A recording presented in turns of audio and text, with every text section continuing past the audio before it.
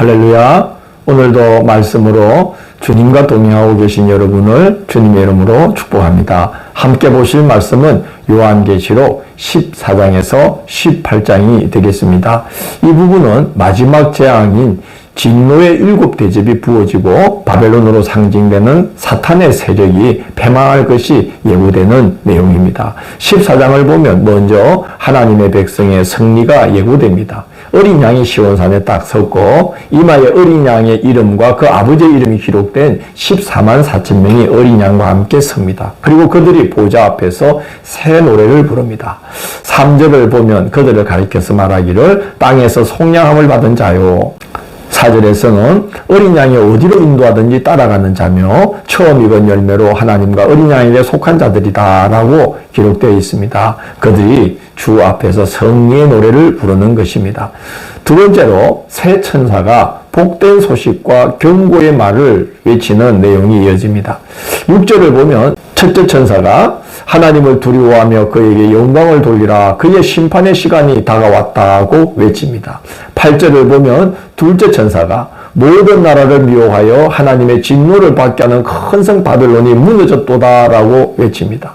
9절에서 11절을 보면 셋째 천사가 짐승과 그의 우상에게 경배하고 이마나 손에 표를 받으면 불과 유황으로 고난을 받고 밤낮 쉼을 얻지 못하리라고 외칩니다. 즉 천사들이 복된 소식과 경고의 말씀을 전하고 있는 것입니다.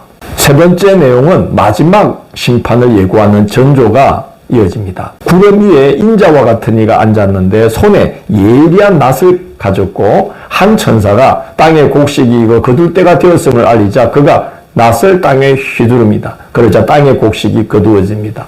또 다른 천사 한 명도 낫을 가졌는데 그가 낫을 휘두르자 포도송이가 거두어지면서 하나님의 진노의 큰 포도주 틀에 그 포도송이를 던집니다. 그 틀에서 피가 나는데 1600 스타디온까지 퍼졌다라고 기록되어 있습니다. 한 스타디온이 약 192m니까 약 300km가 피로 흥건하게 젖게 된다는 거죠. 그만한 하나님의 대대적인 심판이 이루어진다는 것을 예고하는 것입니다. 15장, 16장은 7 대접이 땅에 쏟아짐으로 인해 하나님의 진노의 마지막 재앙이 시행되는 내용입니다. 마지막 재앙이 시행되기 전에 하나님의 백성들을 불이 섞인 유리바다 건너로 피신시킵니다. 그들은 짐승과 그의 우상과 그의 이름의 수를 이기고 벗어난 자들이다 라고 기록되어 있습니다. 그들은 불이 섞인 유리바다 건너편으로 넘어가서 모세의 노래, 어린 양의 노래를 부릅니다. 불이 섞인 유리바다는 붉은색이죠. 이건 마치 이스라엘 백성들이 홍해를 건너서 홍해 건너편 바닷가에서 모세와 함께 하나님의 권능과 은혜를 찬美했던 그 사건을 연상케 되는 장면입니다. 그런 다음에 7 천사가 하나님의 진노를 가득 담은 7 대접을 받아서 차례로 땅에 쏟게 되는데 짐승의 표를 받은 사람들과 그 우상에게 경배하는 자들이 여러 재앙에 시달리게 됩니다. 몇 가지만 살펴보면 셋째 천사가 대접을 강과 물에 건너에 쏟자 땅의 물들이 다 피가 되어버립니다. 하나님께서 그들이 행한 대로 갚으신 거라고 16장 6절이 증거합니다. 이렇게 기록되어 있습니다. 천사가 말하기를 그들이 성도들과 선지자들의 피를 흘렸으므로 그들에게 피를 마시게 하신 것이 합당하나이다 하고 하나님께 영광을 돌립니다. 6째 천사가 대접을 큰 강 유브라데에 쏟게 되는데 그러자 강물이 마르면서 동방으로부터 왕들이 오는 길이 열리게 됩니다. 그리고 귀신의 영이 왕들을 깨워서 전쟁을 하기 위해 아마겟돈이라는 곳으로 불러들이게 됩니다. 아마겟돈은 머깃도의 산이라는 뜻을 가진 지명이죠. 옛날부터 여기는 군사적 요청지로서 많은 왕들의 전쟁이 벌어졌던 곳인데 마지막 때에도 대파국을 불러올 큰 전쟁이 그곳에서 일어나게 될 것임을 상징적으로 예고하고 있는 것입니다. 7째 천사는 대접을 공중에 쏟습니다.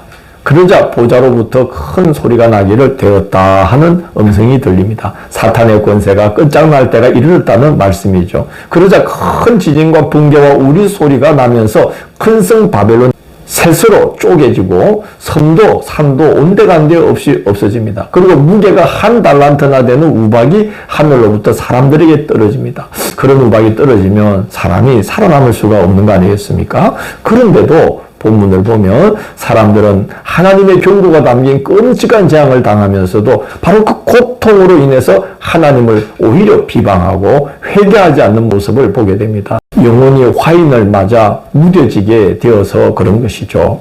17장, 18장은 7 대접을 가진 천사 중 하나가 요한을 불러서 큰 음녀가 받을 심판을 보여주는 내용입니다. 1절을 보면 그 심판을 가리켜서 많은 물 위에 앉은 큰 음녀가 받을 심판이라 이렇게 기록이 되어 있습니다.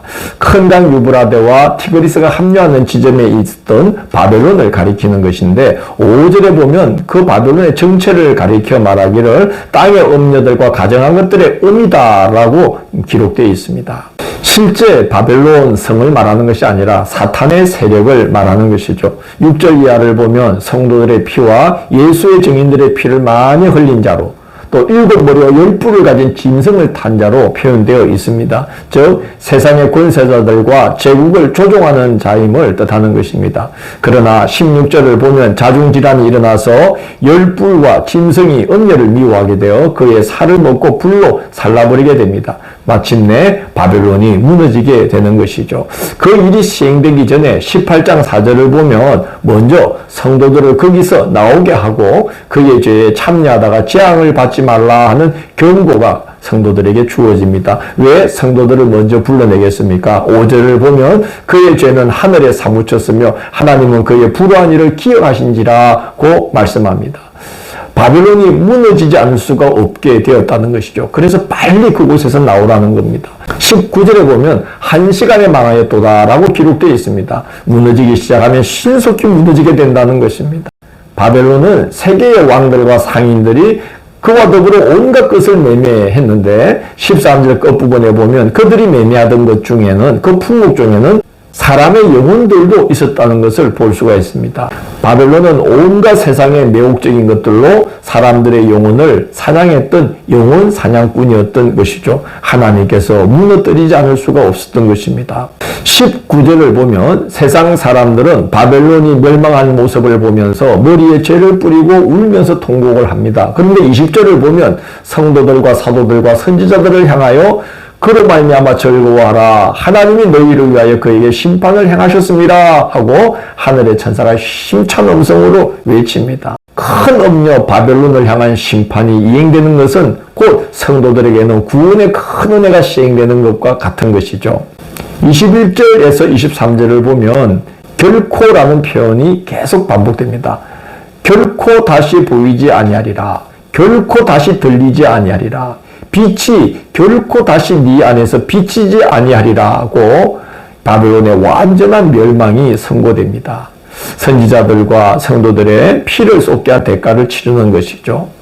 우리가 이 세상을 살아갈 때에 악이 득세하는 것처럼 보이는 세상이지만 그러나 하나님은 살아계셔서 때가 되면 악이 다시 일어서지 못하도록 완전히 무너뜨리시는 것입니다. 그렇기 때문에 우리는 그 하나님을 두려워하고 또 그 하나님께 소망을 두고 믿음으로 살아가야만 하는 것입니다. 내일 12월 31일 금요일은 요한계시록 19장에서 22장을 아멘 주 예수여 오시옵소서라는 제목으로 살펴보도록 하겠습니다. 오늘도 함께해 주셔서 감사합니다. 하나님께 속한 백성들이 악에 물들지 않도록 악한 성읍에서 건져내어 주시고 그들을 건져내신 후에 그 악한 성읍을 주께서 여러 가지로 심판하며 그들을 무너뜨리는 모습을 봅니다. 주님, 그와 같이 저희들을 지키시고 저희들로 하여금 이 악한 세상에서 주와 함께 승리하도록 이끌어 주심을 저희들에게 보여주시니 감사합니다. 하나님께 소망을 두고 또 하나님을 두려운 마음으로 경외하면서 주님과 더불어 승리하는 저희가 되도록 인도하여 주옵소서. 예수님 이름으로 기도드립니다. 아멘.